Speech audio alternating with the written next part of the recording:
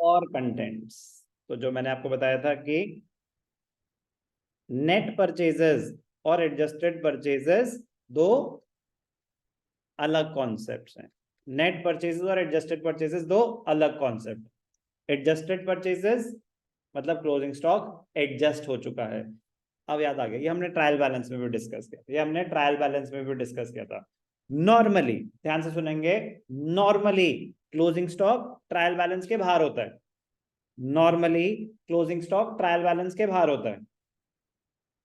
तो इसका मतलब अभी स्टॉक एडजस्ट नहीं हुआ है। तो ट्रायल बैलेंस में ओपनिंग स्टॉक होगा, वो ट्रेडिंग में डेबिट साइड चला जाएगा।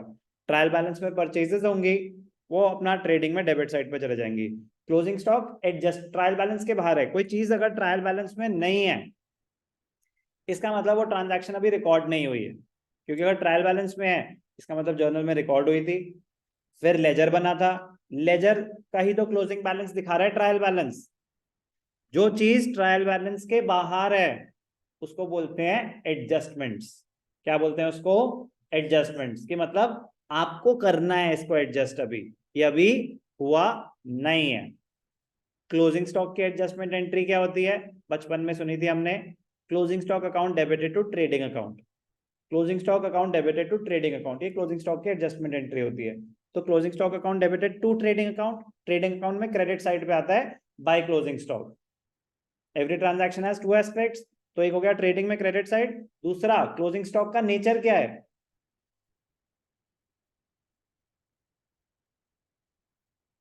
नालायक, it is an asset. Stock inventory, stock का नेचर क्या होता है? It is an asset. Asset, तो वो फिर बैलेंस शीट में एसेट साइड पे चला जाता है। तो कोई भी एडजस्टमेंट, उसके दो एस्पेक्ट्स होंगे, वो दो बार आएगी।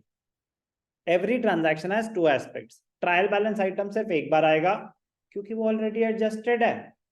उसका लेजर में एक बैलेंस आ रहा है, दूसरा ऑलरेडी दूसरे अकाउंट में एडजस्टेड है।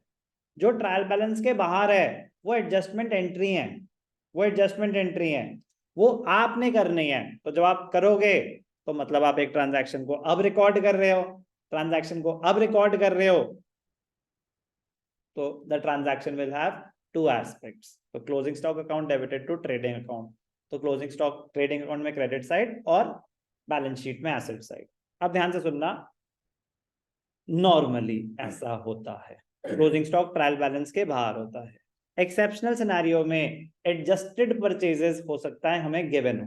क्या गिवन हो? Adjusted purchases. इसका मतलब closing stock has already been adjusted, closing stock has already been adjusted. Adjusted मतलब, ध्यान से देखना, एडजस्टेड परचेजेस, पहले से कुछ सामान था, ओपनिंग स्टॉक, फिर आपने और कुछ खरीदा, नेट परचेजेस, कुछ बच गया, क्लोजिंग स्टॉक माइनस कर दो। ये होती है एडजस्टेड परचेजेस।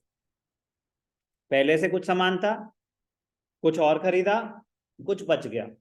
डायरेक्ट एक्सपेंसेस बस नहीं आए हैं इसमें। कॉस्ट ऑफ गुड्स सोल्ड और एडजस्टेड परचेजेस में फर्क ही क्या रहा? सिर्फ डायरेक्ट एक्सपेंसेस का। कॉस्ट ऑफ गुड्स सोल्ड था opening stock plus net purchases plus direct expenses minus closing stock. Adjusted purchases है opening stock plus net purchases minus closing stock. अगर एडजस्टेड परचेजेस गिवन है, अगर एडजस्टेड परचेजेस गिवन है, इसका मतलब opening stock उसमें already included है। तो ट्रेडिंग अकाउंट पे अगर आपने डेबिट साइड पे एडजस्टेड परचेजेस दिखा दिया अगर, तो क्या ओपनिंग स्टॉक दोबारा आएगा? ऑलरेडी इंक्लूडेड है। परचेजेस तो वो खुद ही परचेजेस है, तो परचेजेस ऑलरेडी इंक्लूडेड है। क्या क्रेडिट साइड पे क्लोजिंग स्टॉक आएगा? उसका इंपैक्ट आप ऑलरेडी ले चुके हो, उसका इंपैक्ट आप ऑलरेडी ले चुके हो। क्रेडिट पे आता था, तो क्रेडिट पे आने का पर्पस था वो मेरे एक्सपेंसेस उतने से रिड्यूस कर देता था। मैचिंग कॉस्ट यही करता था वो। आप ऑलरेडी वो माइनस कर चुके हो, अपने एक्सपेंसेस आप उतने से ऑलरेडी रिड्यूस कर चुके हो। तो बस इतनी सी बात, मीनिंग तो क्लियर है। एडजस्टेड परचेजेस का फॉर्मूला भी है। लॉजिक, अगर एडजस्टेड परचेजेस आ रहा है, इसका मतलब इसमें ओपनिंग स्टॉक भी आ चुका है और क्लोजिंग स्टॉक भी एडजस्ट हो चुका है।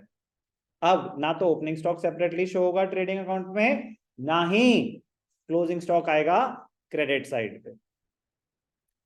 तो अगर कोई चीज एडजस्ट हो चुकी है, इसका मतलब वो बुक्स में एंटर हो चुकी है, तो अब उसका एक ही एस्पेक्ट आएगा, अब उसका एक ही एस्पेक्ट आएगा।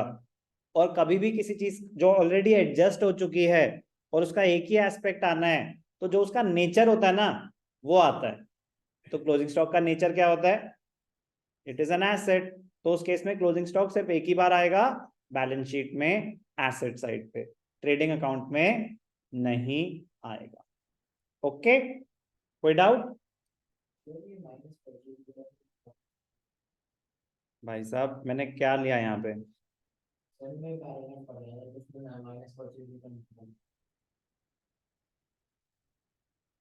सुनने पे ध्यान दें, ठीक है ना, सुनने पे ध्यान दें। नेट परचेजेस क्या होती हैं?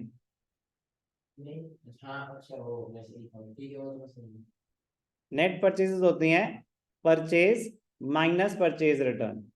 तो मैं वो चीज आपको ऑलरेडी बता चुका हूं, इसलिए मैंने डायरेक्टली यहाँ पे नेट परचेजेस लिखा है, परचेजेस नहीं है, नेट परचेजेस है। तो opening stock plus net purchases, obviously net purchases क्या होंगी? Purchases minus purchase returns. Good observation. But मतलब क्या आपने उस चीज पे देखा? बट मैं वो कह रहा हूं कि मैंने परचेजेस नहीं लिखा, मैंने नेट लिखा है, तो मैं ऑलरेडी वो नेट ऑफ कर चुका हूं। क्लियर है? सेम है वो दोनों चीज। ओके, ये सब मैं आपको बता चुका हूं। काम की बात एडजस्टेड परचेजेस, और दूसरी बात, अब एडजस्टेड परचेजेस अगर है तो ऑब्वियसली बात है क्लोजिंग स्टॉक एडजस्ट हो चुका है, तो वो ट्रायल बैलेंस के बाहर नहीं आएगा। कहाँ आएगा? वो ट्रायल बैलेंस के अंदर आ रहा होगा, क्योंकि एडजस्ट हो चुका है। अब ट्रायल बैलेंस के अंदर आ रहा है तो वो एक एडजस्टेड आइटम है। अब वो एक ही बार आना है कहीं पे, या तो ट्रेडिंग में या पीएनएल में या बैलेंस शीट में। कहाँ पे आएगा? क्लोजिंग स्टॉक अगर ट्रायल बैलेंस के अंदर है इसका मतलब एडजस्टेड है, तो कहाँ आएगा फिर उस केस में? सिर्फ और सिर्फ एक ही जगह। कौन सी जगह? Trading account credit side. Yes और नो? बैलेंस शीट में एसेट साइड, ट्रेडिंग अकाउंट में नहीं आएगा क्लोजिंग स्टॉक अगर एडजस्टेड है। क्यों नहीं आएगा? क्यों नहीं आएगा? क्योंकि एडजस्ट हो चुका है।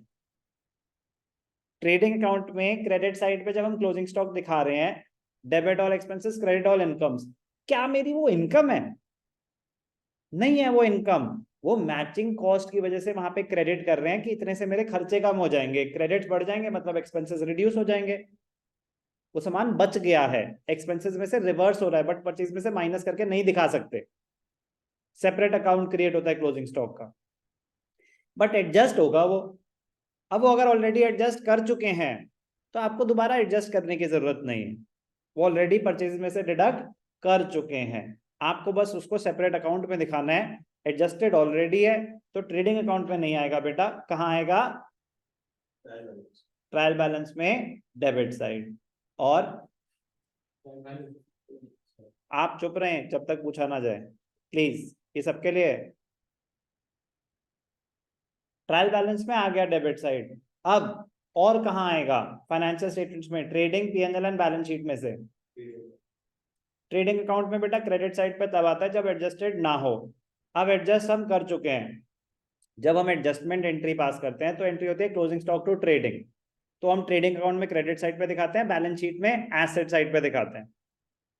अब अगर हम ऑलरेडी एडजस्ट कर चुके हैं तो ट्रेडिंग अकाउंट में नहीं आएगा, सिर्फ एक बार आएगा बैलेंस शीट में एसेट साइड। क्यों? गुड, क्योंकि ऑलरेडी एडजस्ट हो चुका है। Okay, amount of adjusted purchases is shown on the trading side, trading account, and the amount of closing stock will be shown only on the asset side of the balance sheet. कोई भी doubt?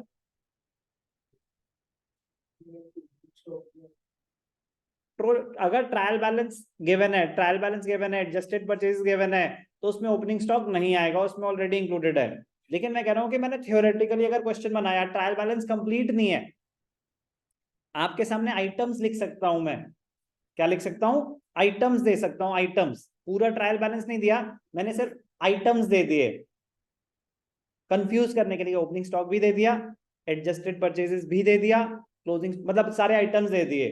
तो उस चीज के लिए आपको पता होना चाहिए कि अगर आपके पास ऑलरेडी एडजस्टेड परचेजेस है तो एडजस्टेड परचेजेस ट्रेडिंग अकाउंट में डेबिट साइड पे आ गया। अब ओपनिंग स्टॉक दोबारा नहीं आएगा, क्लोजिंग स्टॉक माइनस नहीं होगा, उस सिनेरियो के लिए वो बता। क्लियर?